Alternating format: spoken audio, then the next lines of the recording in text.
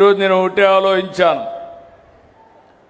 ఇంత మునుపు కూడా నేను మొట్టమొదటిసారిగా 94లో రెవెన్యూ మంత్రి అయ్యాను, ఫైనాన్స్ మినిస్టర్గా పనిచేశాను, రెవెన్యూ సమస్యలు తెలిసిన వ్యక్తిని. ఇంకో పక్క మీరు ఒకసారి ఆలోచిస్తే ఆంధ్రప్రదేశ్ రాష్ట్రంలో రెవెన్యూ సమస్యలు తక్కువగా ఉంటాయి. దానికి కారణం బ్రిటిష్ వారి పరిపాలన. ఆ రోజు బ్రిటిష్ వారి పాలనలో మీరు చూస్తే ఎక్కడికక్కడ విలేజ్ కరణం పెట్టేవాళ్ళు, మున్సిపల్ని పెట్టేవాళ్ళు, రెవెన్యూ కలెక్ట్ చేసేవాళ్ళు, అదే మరి ఎప్పటికప్పుడు జమాబందీ నిర్వహించేవాళ్ళు. అంటే ప్రతి ఒక్క సంవత్సరం అకౌంట్స్ అన్ని ఫైనలైజ్ చేసి తద్వారా మీ భూమి మళ్ళా ఒకసారి రెన్యూ చేసి మీ దగ్గర భూమి శిస్తు వసూలు చేసేవాళ్ళు. అందువల్ల రికార్డులు ఎక్కడా తేడా ఉండేది కాదు. అదే నేను హైదరాబాద్ చూశాను. 9.5 సంవత్సరాలు ముఖ్యమంత్రిగా ఉన్నాను. వివాదాలు ఎక్కువ ఉండేటివి. దానికి కారణం నిజాం పాలన. అక్కడ నిజాం ఏం చేసేవాడంటే ఒకే భూమికి 10 మందికి పట్టాలు ఇచ్చేవాడు. ఆ 10 మంది ఆ భూమి చుట్టూరు తిరుగుతూ ఉండేవాళ్ళు. ఓసారి ప్రభుత్వ భూమిని కూడా మాదని వాళ్ళు కబ్జా చేసేదానికి వస్తే నేను చాలా దిక్కడ బోర్డులు పెట్టి ఆ భూమిని కాపాడిన రోజులు. అలాంటిది నాకు ఎప్పుడూ ఈ సమస్య కనపడలేదు. 2024 నేను ముఖ్యమంత్రి అయిన తర్వాత ప్రతిపక్షంలో ఉన్నప్పుడు కూడా చూశాను. మీరందరూ గుర్తుపెట్టుకోవాలి, ఒక దుర్మార్గమైన పాలన వస్తే విధ్వంసం చేయడమే కాకుండా మీ జీవితాల్లో ఏ విధంగా సమస్యలు సృష్టిస్తారో ప్రతి ఒక్కరూ గుర్తుపెట్టుకోవాల్సిన అవసరం ఉంది. ఆ రోజు వీళ్ళు చేసిన పని ఎవరికి ఎలాంటి ఆలోచన రాలేదు. ఒక కొత్త చట్టం తీసుకొచ్చారు, ల్యాండ్ సీలింగ్ యాక్ట్ అని, టైటిల్ యాక్ట్ అని తీసుకొచ్చారు. టైటిల్ యాక్ట్ అంటే మన భూమిని మొత్తం కూడా ఆ చట్టం కింద తీసుకొచ్చి ఎంఆర్ఓ, జాయింట్ కలెక్టర్, సిసిఎల్ఏ వీళ్ళు ఉంటారు అడ్మినిస్ట్రేషన్లో. అట్లా కాకుండా ఆనాటి ముఖ్యమంత్రి ఆయన అనుకున్న వ్యక్తులనేసి మొత్తం కలిసి చూస్తే ప్రైవేటు వ్యక్తుల్ని, రిటైర్డ్ వ్యక్తుల్ని పెట్టాలని ప్రయత్నం చేశాడు. అంటే ఈరోజు మనం ఇంకొక పక్కన మన రికార్డులు ఉండవలసిన స్థలం ప్రభుత్వ ఆఫీసుల్లో ఉండాలి, కంప్యూటరైజేషన్ చేస్తే ప్రభుత్వ అధీనంలో ఉండాలి. అలాంటి ప్రైవేట్ వాళ్ళకి అప్పచెప్పేశాడు. నేను ఆ రోజు చెప్పాను, వినలేదు.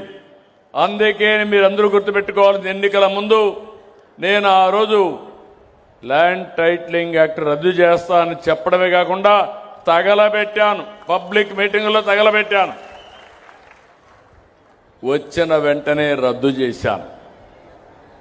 మీ భూమి మీ పెద్దలు మీకు ఇచ్చారు, మీ కష్టార్జితం సంపాదించుకున్నారు.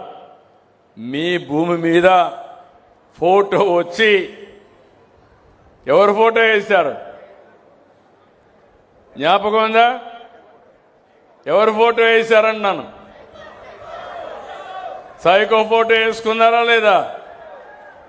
అంటే భూమి మీది ఫోటో అయింది. నిద్ర లేస్తే మీరు ఆయన. మూడవది, ఇక్కడ ఇంట్లో పుస్తకం చూస్తేనే కనపడాలి. ఇంకో పక్క మీ పొలం తిరిగిపోతే కూడా మిమ్మల్ని వదిలిపెట్లా. మీ ఎంటబడ్డాడు భూతం మారిగా. పొలం దగ్గరికి పోతే మామూలు రాళ్లు కాదు, మోస్ట్ కాస్ట్లీయెస్ట్ ల్యాండ్ అవి. ఎక్కడంటే గెలాక్సీ గ్రనైట్, అది ఒంగోలులో దొరుకుతుంది. అలాంటి గెలాక్సీ గ్రనైట్ 800 కోట్ల రూపాయలు ఖర్చు పెట్టి సర్వే రాళ్లు తయారు చేసి దానిపైన ఆయన బొమ్మ చెక్కుని మీ పొలంలో కూడా మిమ్మల్ని వదిలిపెట్టలా. అంటే ఏం చెప్పాలి నాకైతే అర్థం కాదు. ఈ పిచ్చితనానికి ట్రీట్మెంట్ ఎక్కడుందో నాకు తెలియదు. అడ్రస్ తెలిసి చెప్తే ఆ ట్రీట్మెంట్ ఇప్పించచ్చు వీళ్ళకు. నాకే తలబట్టుకున్నాను. ఏం చేయాలని అర్థం కాదు. నాకు 1 సంవత్సరం పట్టింది. అధికార యంత్రాంగానికి చెప్పాను, మళ్ళీ ఇలాంటి పునరావృతం కాకుంటే ఏం చేయాలని ఆలోచిస్తే కడాను ఒక సమస్య పరిష్కారానికి ఒక మార్గం చూపించారు. అది బ్లాక్ చైన్ టెక్నాలజీ. ఈరోజు బ్లాక్ చైన్ టెక్నాలజీ సర్వే చేసిన తర్వాత బ్లాక్ చైన్ టెక్నాలజీలో పెడితే ఎవ్వరు కూడా మీ రికార్డు ట్యాంపర్ చేయలేరు. అక్కడి నుంచి ఎప్పుడైనా ట్యాంపర్ చేసినా ఎవరు చేశారో తెలిసిపోతుంది. ఈరోజు మీకు ఇచ్చిన పుస్తకం ఉంది, అందులో క్యూఆర్ కోడ్ ఉంది. మీ ఫోన్ నుంచి క్యూఆర్ కోడ్ చూపిస్తే మీ పొలం ఎక్కడుందో అది నేరుగా గూగుల్ మ్యాప్లో మిమ్మల్ని తీసుకెళ్తుంది. రెండవది, మీరు క్యూఆర్ కోడ్ కొడితే ఈరోజు ఈ క్షణంలో మీ భూమి మీ పేరుతో ఉందా, ఎవరన్నా మార్చేశారో కూడా వస్తుంది.